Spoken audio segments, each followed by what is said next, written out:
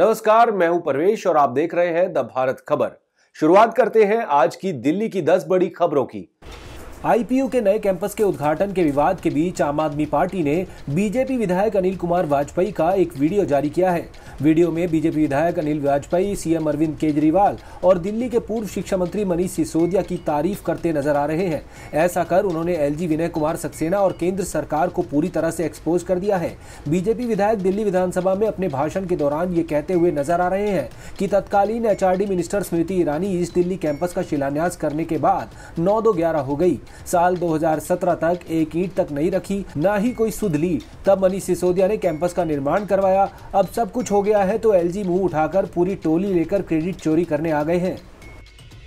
CAQM यानी commission for air quality management ने Delhi NCR में 1 अक्टूबर से डीजल से चलने वाले जनरेटर पर पूरी तरह रोक लगाने का निर्देश जारी कर दिया है।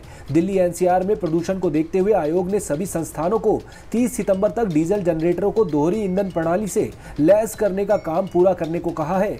इसमें नाकाम रहने पर पूरे एनसीआर में कहीं भी किसी भी परिस्थिति में यहां तक कि GRAP प्रतिबंधों के तहत नहीं आने वाली अवधि के लिए भी DGSET के उपयोग की अनुमति नहीं दी जाएगी।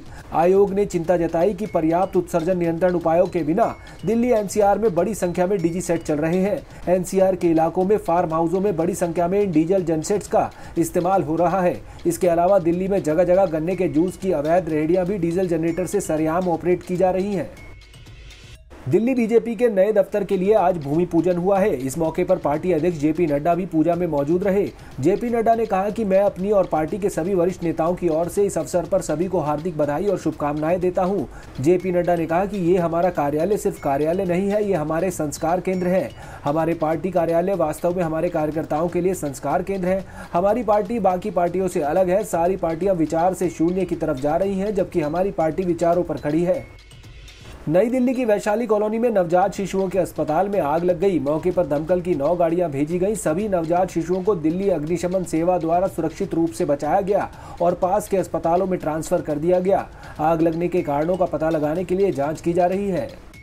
दिल्ली के द्वारका में एक अनियंत्रित क्रेटा कार ने 4 बाइक सवार लोगों को कुचल दिया। हादसे में 2 लोगों की मौत हो गई है और 2 अन्य घायल हो गए। हादसे की सूचना मिलते ही पीसीआर और लोकल पुलिस मौके पर पहुंची। घायलों को इलाज के लिए इंदिरा गांधी अस्पताल में भर्ती कराया गया है। बताया जा रहा है कि यह हादसा द्वारका स्थित IP यूनिवर्सिटी के पास हुआ है।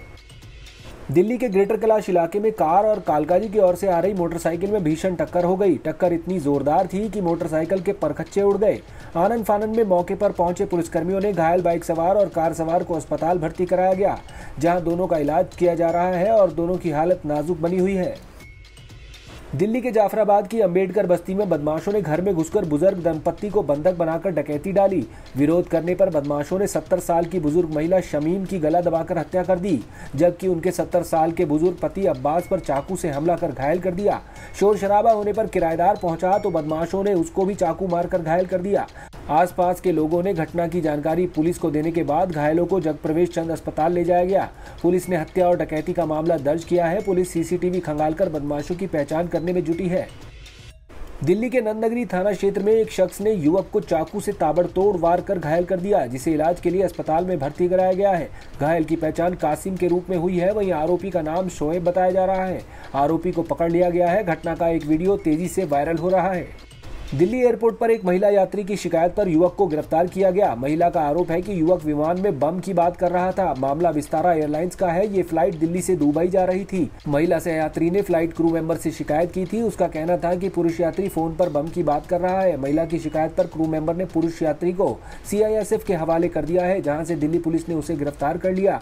घटना 7 जून की है। आरोपी का नाम अजीम खान है और वो पीलीभीत का रहने वाला है। उससे पूछताछ की जा रही है। बताया गया कि UK 941 विस्तारा की ये फ्लाइट दिल्ली से मुंबई होते हुए दुबई जा रही थी। भारतीय मौसम विभाग ने दिल्ली में अगले कुछ दिनों तक आसमान साफ रहने और शुष्क मौसम के साथ तेज गर्मी पड़ने का अनुमान जताया है। विभाग ने हालांकि कम से कम 1 सप्ताह तक लू न चलने की भविष्यवाणी की है, लेकिन शहर में कुछ स्थानों पर लू जैसी स्थिति सामने आ सकती है। IMD ने राष्ट्रीय राजधानी में अधिकतम तापमान 41 डिग्री सेल्सियस के आसपास रहने का अनुमान जताया है। आप देख रहे थे दिल्ली की 10 बड़ी खबरें। अगर आपको हमारी ये खबरें पसंद आई तो लाइक कीजिए, कमेंट कीजिए और इसे अपने दोस्तों के साथ WhatsApp पर शेयर कीजिए। नमस्कार।